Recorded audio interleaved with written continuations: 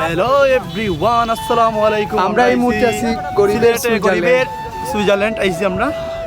আপনারা সবাই দেখবা আর সিলেটে যারা আছে আমি বাবলু একটু আজকেও যদি লোকেশন জানা থাকে তাহলে অবশ্যই হাসানোর পেজও কমেন্ট করবা বা আমার পেজও কমেন্ট করবা। অবশ্যই আমরা জায়গার লোকেশন খুনানো আমরা হইয়া দিমু।